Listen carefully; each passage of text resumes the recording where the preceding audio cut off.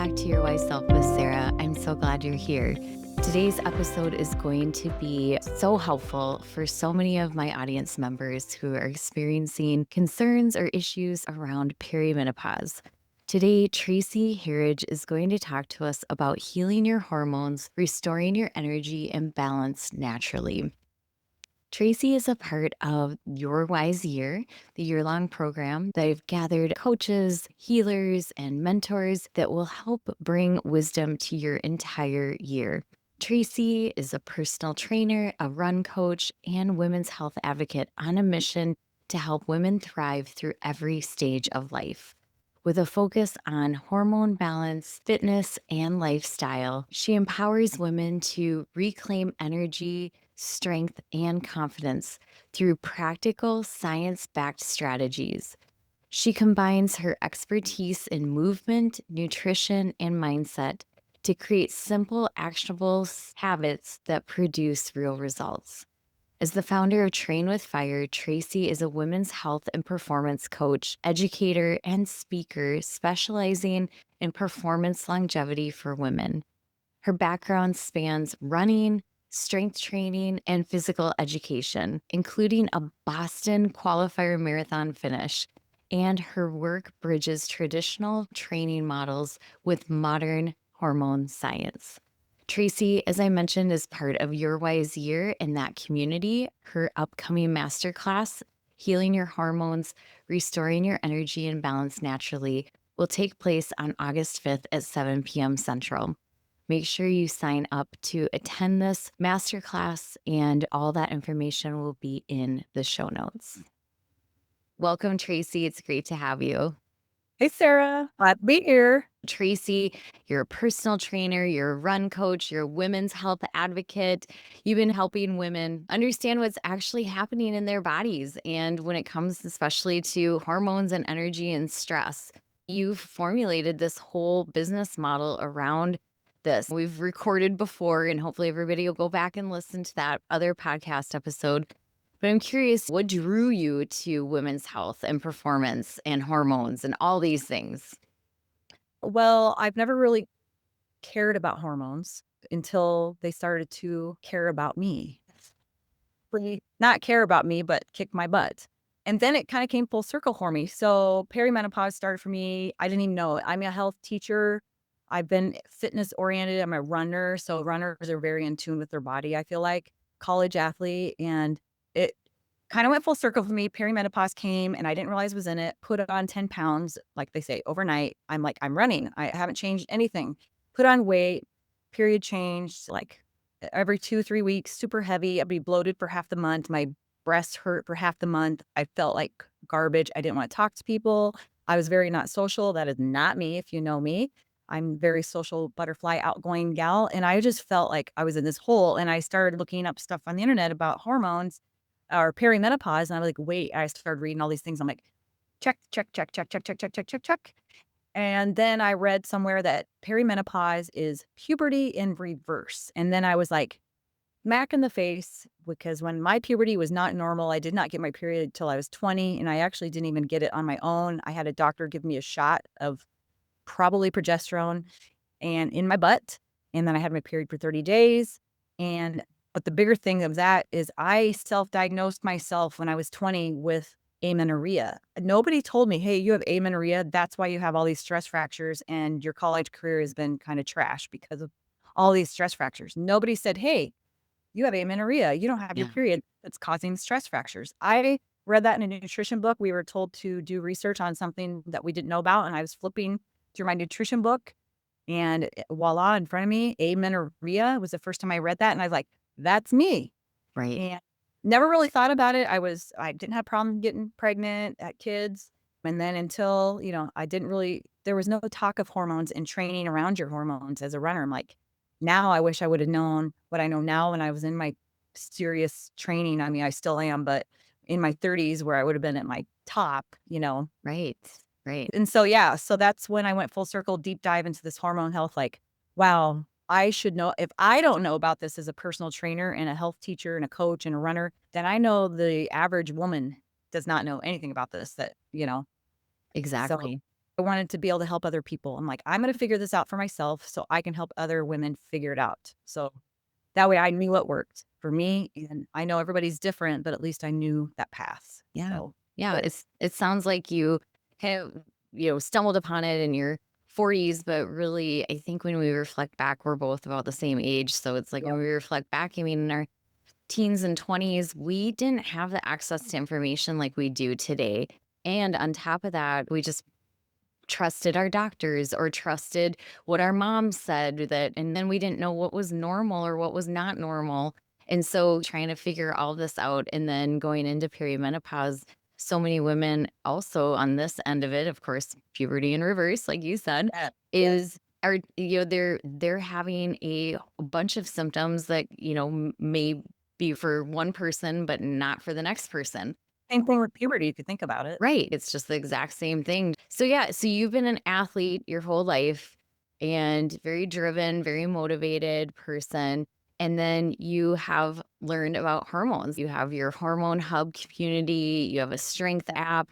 So, what kind of things do you have in place to help women out in this phase?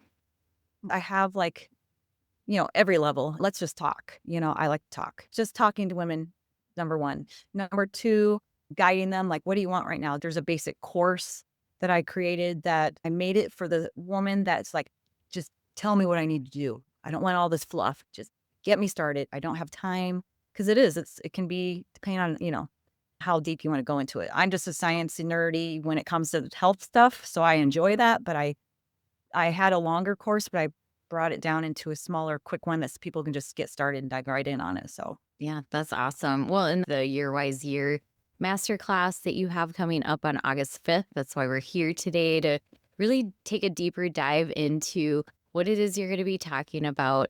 And then, of course, when people do attend live, they get a little bit of extra information. They get a closer look at what it is that you're doing to help them and a free consultation, getting all these different options available for the average woman that's going through and doesn't know what is happening. And I think the other yeah. thing that's shocking is how young I was just did my own being proactive in perimenopause program. And I was talking about how people need to connect with you. And I think that people don't realize that as early as 35, these symptoms can start.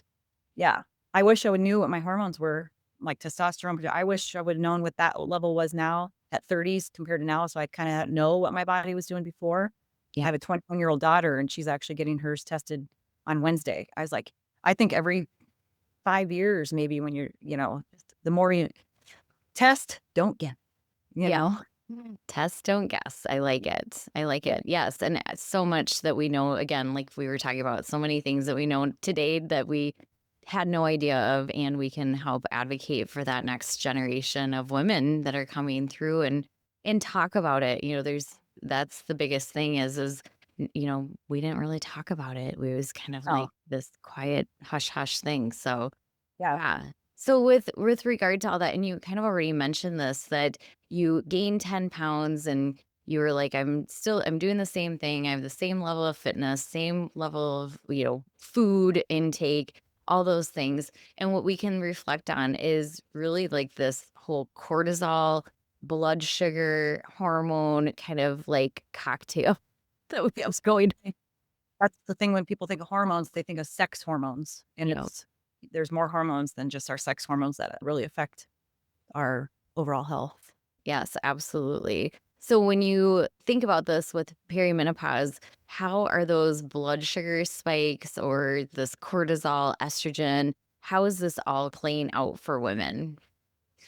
Well, as you know, women, we tend to have 20 irons in the fire and we're nurturers and we want to take care of everybody and everything. Plus, if you're trying to lift weights and run like me, doing all the things, it really can affect your cortisol and your blood sugar. Stress can affect both of those things. Stress and blood sugar, two other things that people don't think about, are huge. I really think that's what moved the dial for myself personally the most, was actually slowing down. People think that we need to push harder and eat less. And the pushing harder and the eating less, the pushing harder cortisol, eating less, your body, it raises your cortisol too. Your body doesn't know that you're just trying to get healthier, but it does the opposite. So what used to work with us in our 20s, 30s, eating less, pushing harder, will Opposite is not what we should be doing in our 40s and beyond. That will totally wreak havoc on our blood sugar and our cortisol, which is what we're trying to fix. Yeah, exactly. So what you're saying is finding ways to lower our stress and lower cortisol is one of the first things to do. And then with regard to the kind of these spikes in our blood sugar, I'm imagining that some people are having spikes from a few different things. Yep. And one of them could be that they are flat out maybe eating too much sugar, which is the number one Yep. easiest thing to point to. And Oh, and yeah. so yeah, so looking for, like, other options with regard to that. I think there's a kind of a timing thing too as far as, like, eating your protein and your veggies first or something like that. I mean, eat First, yep. protein first and then veggies and then kinda like fruit or sweeter things towards the end. Yeah. Yep. Yeah. Yeah, there's so many and the time of day and depending on what your activities are. So, I don't know about you, but I know when I was growing up, it was encouraged to eat more small meals throughout the day. Mhm. Yeah, Size well, meal. that was definitely in my 30s, like, when I was Yeah. doing my first clean eating program, I Yeah. was eating 6 times a day. So if you think about that, every time you do that, your insulin spikes. So you have more sugar spikes throughout the day, right? And so that can cause problems down the road. Yeah. Like I said, everything's different for different people. I was hypoglycemic when I was younger, so that was probably important at the time. Of course, the protein first still. But being perimenopausal, or if you start to present hormonal imbalances, having more solid meals, 3 solids throughout the day instead of all these little spikes, Yeah. one thing that you can do to support those, less if you're having some insulin resistance. Yeah. A lot of insulin resistance starts to show up as that extra belly fat. Yeah. That's a big thing, and insulin resistance can be because of the way we're eating, but also can come because of our stress Mhm. in our body hanging on to everything because 'cause we're stressed out and it's trying to protect us. Yeah. But every time our blood sugar comes up, spikes and crashes, our hormones have to respond. Mhm. And then, when blood sugar drops too low, our body's like stressed out. Is like, so cortisol gets released because our blood sugar's too low. And then it brings glucose. So when cortisol is released, it brings glucose back into our bloodstream. Like I'm a teacher, you know, I swear in the summer, I can feel at the end of the school year, I'm just more inflamed from stress. Mhm. Uh, Implemented some things the last couple of years that started to help that, which I'll get to. But yeah, if you think about like if you're high stressed all day long, you're constantly having glucose dropped into your system. Okay. Yeah. So happening all day. If you have coffee for breakfast, skip meals, grab some, sugary drinks, your cortisol's up all day long instead of trying to regulate it. Yeah. And then if it's chronically elevated, then it can affect your sleep. People wake up 2 to 3 in the morning, and that's because your cortisol is messed up. Yep. You know, Tough. it's impact your sleep, your energy, it can impact your thyroid over time, and then your reproductive hormones, and then it can lead to estrogen and progesterone balance issues. Right. It's just a big, vicious, ugly circle. Right, right, and it's funny because every time I think that I talk about this, it makes sense to me because you and I both, like, kinda eat, sleep, and breathe this stuff, it totally makes sense.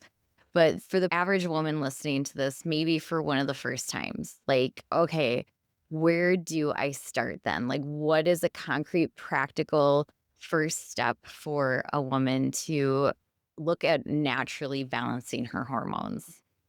So the first thing would be, first of all, don't eat low carb and cut foods out. Don't starve yourself. Eat healthy. Eat healthy. Have, around 30 grams protein a meal, Yeah, or what's your weight to be. So if you're 160, you weigh one weigh 140. You should be eating around 140 grams protein a day. Then you're like, wait a minute, that's a lot of protein. And I don't suggest doing that right away because if you're going from 50 grams of protein to 140, then you're going to have like some bowel issues, right? right, right, That's why everything is slowly but surely. Start to gradually increase your protein and then going for a morning walk, getting out of bed, getting your circadian rhythm set. Morning sunshine helps regulate your stress, your mood, your hormones. Morning walk in 5-10 minutes, even if it's winter out, getting some morning sunshine. Open your windows. First thing morning, wash your hands with cold water. Open your windows. Before I am not a morning person, but I can tell you, opening those windows, washing my hands in cold water, trying to get out for a walk the first hour of your day. yeah, Not being on your cell phone. These are all just stress things. Yeah. Just consistent walking, honestly, and staying off your cell phone and going to bed, not being on your blue light before bed, an hour before bed. Yeah. Well, cleaning up your sleep and your Yeah. circadian really is a big step because that supports your stress. I know it seems like it's over here, but by doing your circadian rhythm and the sunshine and the walks and the fresh air, Mhm. all of that affects your stress. Yeah. Uh, And one thing that you and I both are definitely on board with is just it's nervous system regulation is really what you're getting yes. at. Yes. Because once we regulate our system through helping manage stress, through getting better sleep, by getting, like you said, the circadian rhythm in order. And then also one of the things that you're alluding to, and that I oftentimes will tell my clients too, is like when you get up, have a glass of water. Don't go right to the coffee Okay. because the coffee is throwing your natural rhythm off of Yes. allowing your cortisol to slowly rise in the morning, and you can help boost it through drinking water, for going for a walk, then having your coffee. What I do in the morning, I have just for vitamin C, because like I said, there are so many little things you can do, but they do add up over time. But fresh squeezed lemon in my cold water, so you get a hit of vitamin C in the morning, your hydration. I have that every morning before I even go for my walk or have any coffee. Don't have coffee on an empty stomach. But yes, nervous system regulation Yeah. is what I'm getting at as far as that. That affects your stress. Your body can finally feel safe. Yeah. So it's not about taking things away. It's not about taking things. That's the first thing that we're not going to take things away from you when we first get started. We're going to give what your body needs. So if you look at it like that, I'm not going to take away your coffee, but we're going to give your body what it needs by the nervous system regulation. That's first. Yeah. Then we can get into the nutrition, keeping it simple. I'm not going to have you track macros. Yep. I'm just going to have you focus on proteins and fiber, the numbers, the big numbers, 25 grams of fiber, 25 grams or less of sugar Yeah. a day. Yeah. What you focus on grows, Right. right? I didn't start walking and doing 5 to 20 minutes of yoga. It just depended how much a day. I would take time to breathe and stretch after my walks every day. You have to build it into when it works for you. If you have a half hour in the morning, then that's when you can do it. Good. I had a friend that I talked to. She's a teacher, counselor. I was like, do you have a closet you can hide and do 10 minutes of yoga and Mhm. just breathe, hide? Because I told her before you get up, before you go in your building at school, I said, there's 10 minutes right there. Don't go straight into the building. Go for a 10-minute walk. Get to school 10 minutes earlier. Go walk, have your phone off, look at the sunshine coming up, breathe deep, then get into your building. And then if you get a break, at 9 o'clock, then go hide somewhere and breathe and do some stretching. You Right. have to be, yeah, creative. As a mother of two and working, I've 40 to 60 hours a week. So it's not like I've, sat at home and I've had to figure you just have to be creative with your time. Yeah, absolutely. It has the same hours in the day. It's whether or not you want to do it or not. Yeah, being creative, finding the things that you enjoy doing, not that's going to feel like a punishment. And I think the other thing too that really hones in on this whole like nervous system regulation thing is also just having quiet, like quieting the noise to be able to even hear your inner voice and understand what's going on in your body, because it's like all of a sudden one day, sometimes it can feel like one day we just wake up and we're like, "Oh my gosh, I don't feel like myself. Yeah. I'm like, why am I angry? Why am I like, all these different feelings, or feeling like you're not yourself." And if it's like if we slow down and we allow this space, we do hear our inner dialogue a little bit more and what is happening before it becomes kind of like this red siren event kind of Yep. thing. And it's done.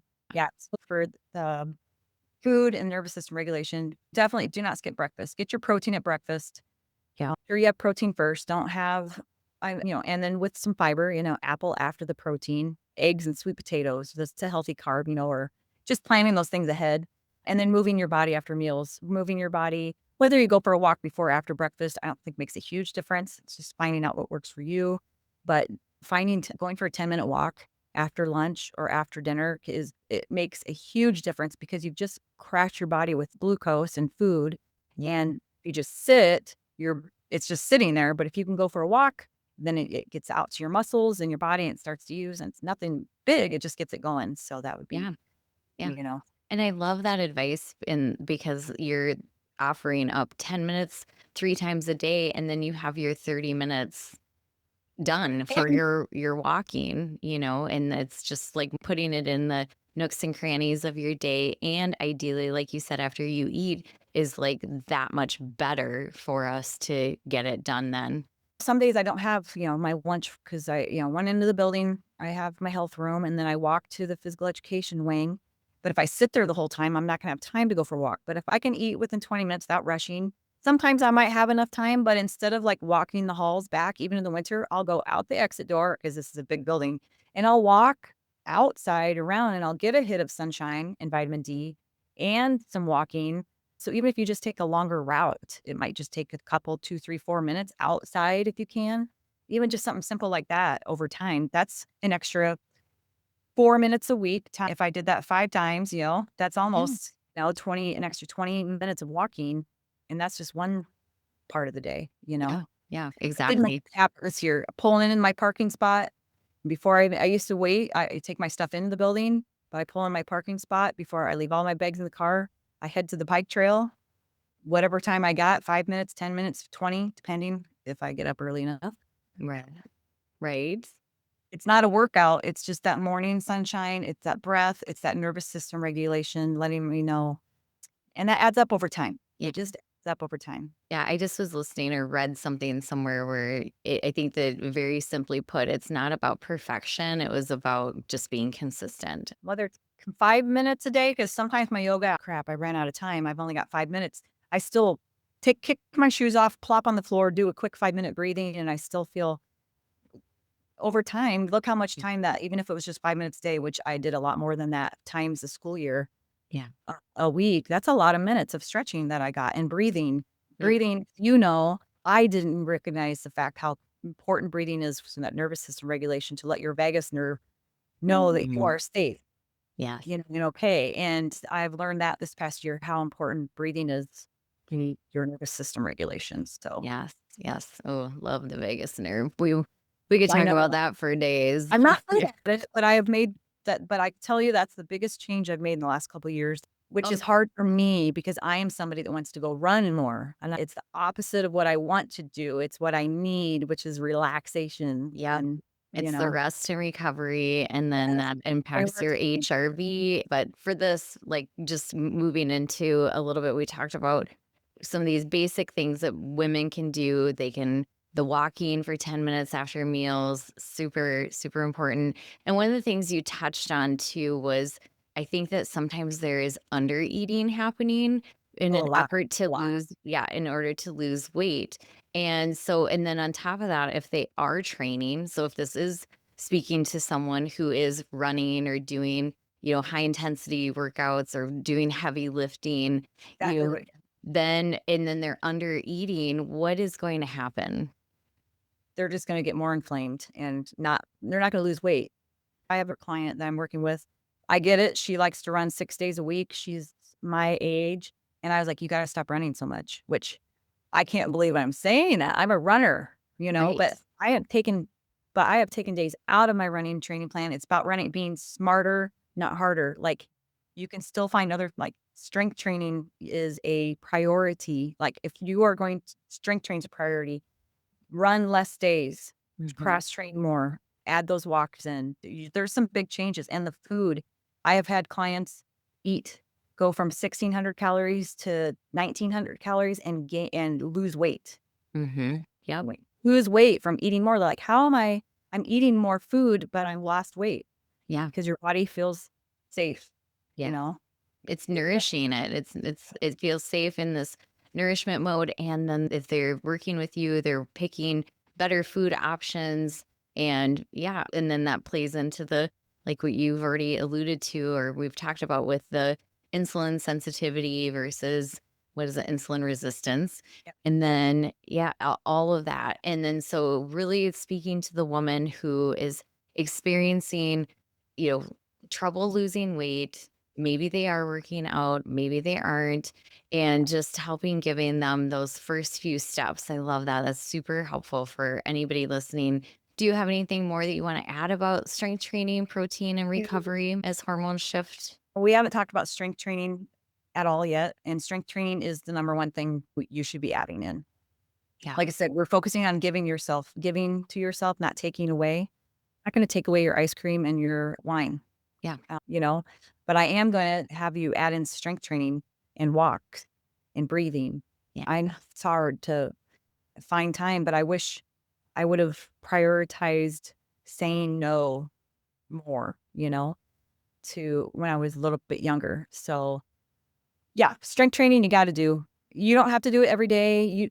I can give you a strength training plan that is 20 minutes, and I can make it 3 days a week, I can make it 5 days a week. It depends on what you want, but just getting started. People's like, "Well, I can't lift heavy." Well, I'm not gonna start you at 40-pound dumbbell drills. Right. Right. Like, we're gonna start body weight. If you have never strength trained, we start body weight strength first, and then we gradually build into that. You don't have to be a bodybuilder. You will not bulk up, but strength training increases your metabolism, changes your body. It helps with that insulin resistance. It changes what happens in your muscles, Yes. and it uses glucose. So strength training is got to be added in. That is a non-negotiable. Strength training is linked to longevity more than running a marathon. Right. Running Absolutely. marathons hard. I'm a runner. I love running more than strength training, but I know I have to strength train. Yeah. That is non-negotiable. That has to happen because it's going to help you live longer too. Yeah, absolutely. Well, the walking and the running and all that is cardiovascular health. And like you said, though, with the strength training, that's going to help with our lean muscle mass, which is going to help protect our bones. And all of that matters because then as we're losing estrogen, our bones are impacted by that too, right? A lot. That's why you want to start before menopause. Like postmenopausal is very hard to put on muscle.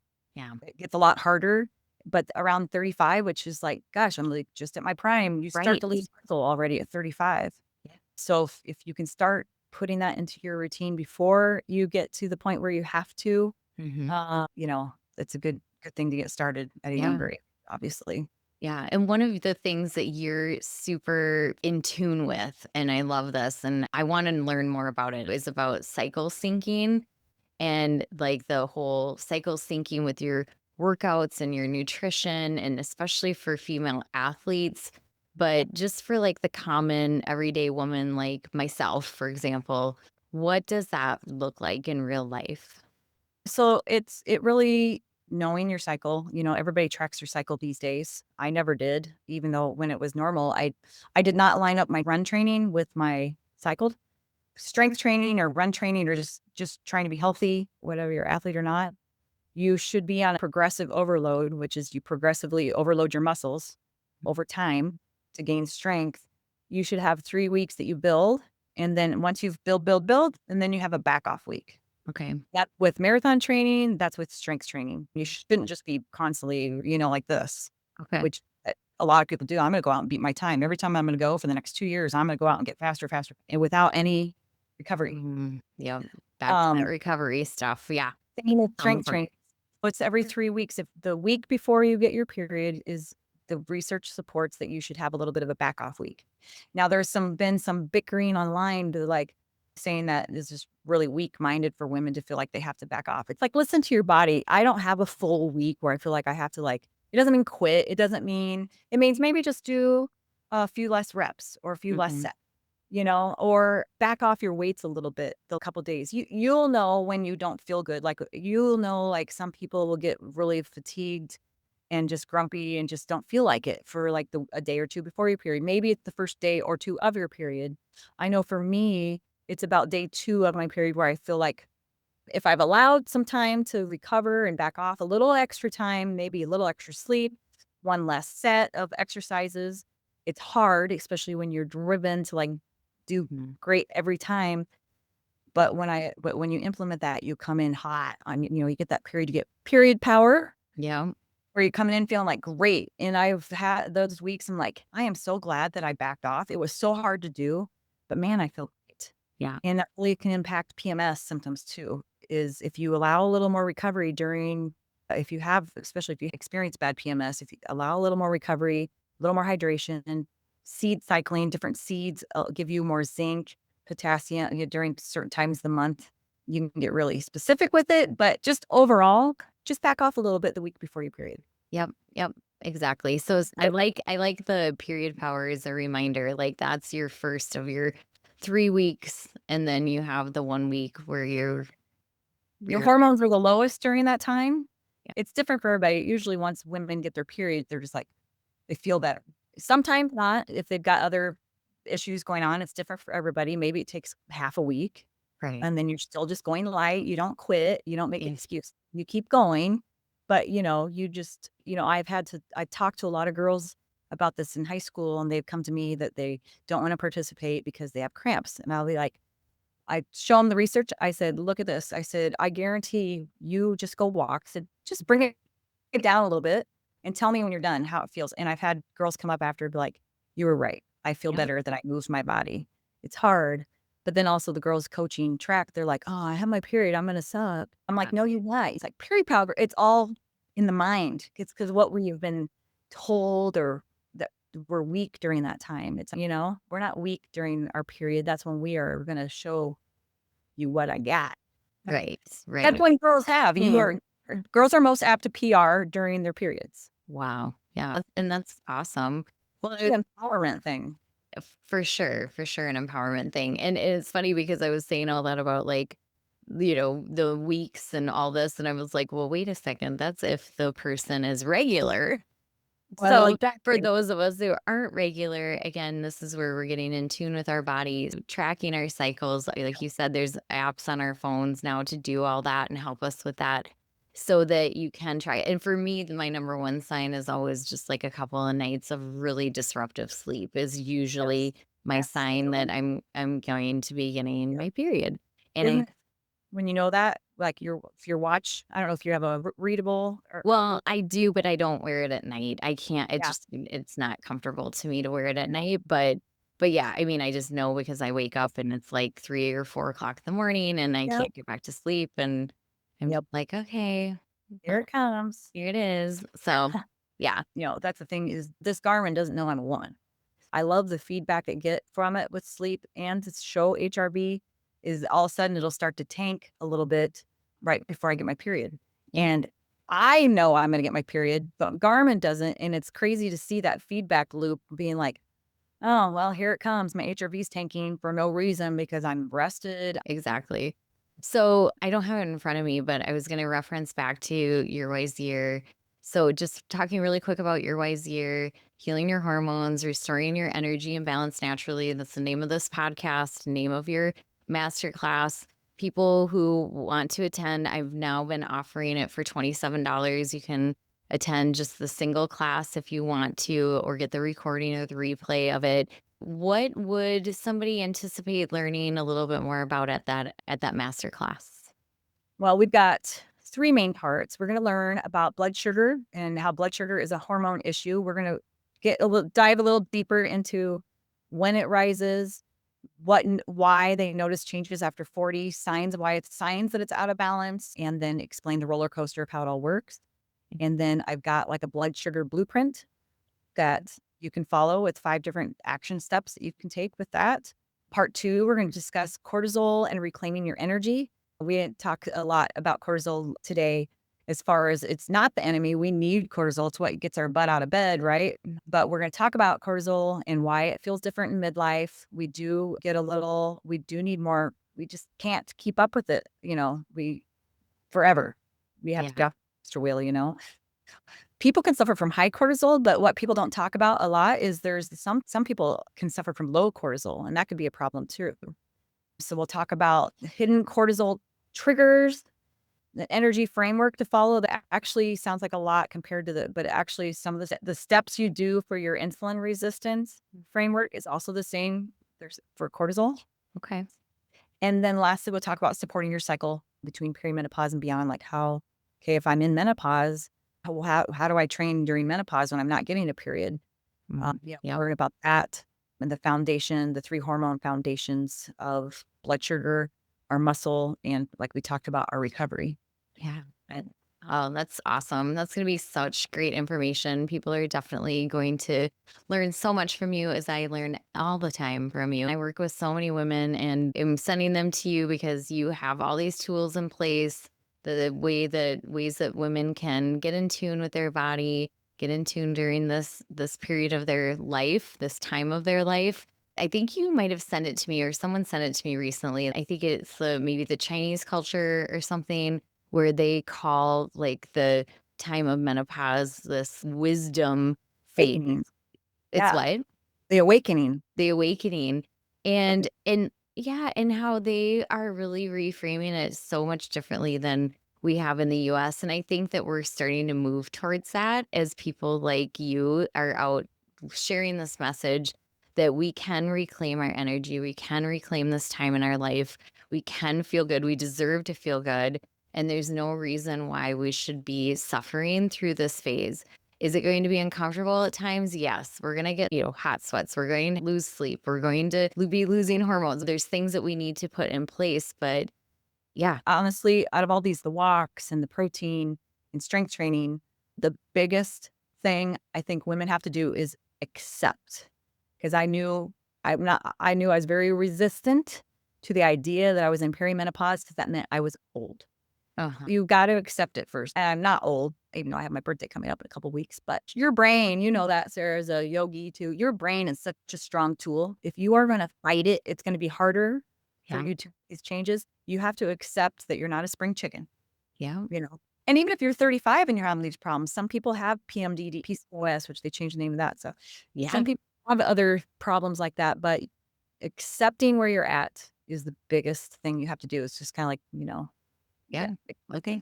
Yeah, absolutely. I love that then you too. can be open then you can be open to change, Yeah. which you Isn't that true? It's change and we resist change. And I was not happy about. I am not good with change, especially as a runner. When I started reading at first online that, "Oh, you should stop running long distance." I was like, okay. "It's gonna make me fat." That's what I read. Long distance makes you fat because of cortisol belly, right? I thought, "Oh, I put on this weight. I've got major cortisol stress belly." When my cortisol levels came back normal, it was more the insulin resistance and the sleep and this not resting and not recovering and not walking and not breathing and slowing down. And so you just have to prioritize your recovery. So I'm glad that I didn't listen to those naysayers about running. I still love running. I've just changed how I do it. Absolutely. Well, this has been super helpful. I want to ask you a couple of personal questions, though, to leave with our audience today. First, what is the one non negotiable thing that you do for your health no matter what's going on in your life? Move my body, Hmm. move, walk, stretch, breathe. Yeah, just I have to move my body.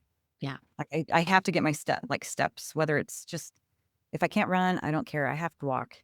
Yes. Move your 100%. body. Move your body. I love your video of you. I think you were in the airport doing Oh some like yes. hops and jumps and Well, I knew I was gonna have moving. this airplane and I knew it, I was like, yeah. Yeah, exactly. So no excuses. And then what is your favorite book that you feel everyone should read, whether it's about hormones or not? That is tough, honestly, but I can tell you as far as, like, hormone books, if you're an athlete, Dr. Sims' book, Yeah. Roar. Yeah. Dr. Sims' Roar. Okay, Dr. The reason Stacy why Sims. or Stacey Sims. And the reason I say athlete is because it's more Right. athlete-oriented, like training. But if you were not an athlete, if you were a mom athlete and you wanna be a mom athlete again, or Yeah. I love anything Dr. Stacey Sims comes up with. But as far as other books I have that I love just to read about the perimenopause revolution and the new menopause. Dr. Maria Snyder is the perimenopause revolution. Okay. And the new menopause, people probably heard about her, Dr. Mary Claire Haver. Haber. Yeah. Yeah. Yeah. Good. Yes, yes. Yeah, I was thinking that was by her. And then I also have talked about in one of my other episodes that just I think I just did a solo one time. They had that balanced series on Amazon Prime. It's $11 to pay for it. And I think it's 4 episodes, but Mary Claire Haver is heading that up. It's really I felt like it was really helpful. Yeah. I listen to all those people podcasts all the time. Yes. I love if I could redo life, I'd probably go into functional medicine, but now I'm trying to encourage my daughter who's looking at nursing. It's like, Yeah. "You should go into functional medicine." Yes, absolutely. It's definitely where things are headed for sure. So Well, Yeah. Traci, thank you so much. This is exactly the conversation that I want women in this community to have and to hear. And it's practical, it's honest, having this real science backing instead of fear, and just hearing from you, You are somebody. not alone. Yes, you're not alone. Just Exactly. knowing that helps with everything. Just knowing that you are not alone Yeah, experiencing this. I love it. Well, We'll thank you. fight together. We'll fight together, fight the good fight. Yeah. Thanks so much, Traci, for being here. Look Thank forward to seeing you on August 5th for the Your Wise Year Masterclass at 7 p.m. Central. And again, if people can attend live, it is $27. If they want the replay, $27. And totally worth it. A very small investment for great information. So thank you. Thanks, Sarah. Thank you again, Traci, for this conversation today. And if today's conversation did light you up and you want more information, I want to invite you to go deeper with Traci inside of Your Wise Year. Her masterclass, Healing Your Hormones, Restore Your Energy and Balance Naturally, will be on Wednesday, August 5th at 7 p.m. Central. She'll be walking us through blood sugar, cortisol, how to support your cycle, all the things that she already mentioned, and in far more depth than the time that we had today. So you can learn more at yourwiseselfwithsarah.com/yourwiseyear. The link will be in the show notes. And if you want to connect with Traci directly, grab her free hormone balance checklist or explore her coaching and Hormone Hub community, head to trainwithfire.net. As always, thank you for spending this time with me. If this episode moved you, please share it with a woman in your life who needs it. And if you haven't yet, please leave a written review. This month, I am drawing for a $100 Lululemon gift card for people who leave me a review and send my podcast, send my newsletter, any kind of connection like that. You just have to do a screenshot, send it to me that you have reached out to the women in your life to help spread the word and to make sure that this podcast reaches the women who are ready for this work. It helps so much and I appreciate it. And that is why I wanted to do the $100 Lululemon gift card drawing. If you need more information about that, please reach out to me, Sarah at thrivewithcoachsarah.com. Until next time, come home to yourself. Your wise self is always waiting. Thanks so much. See you next time.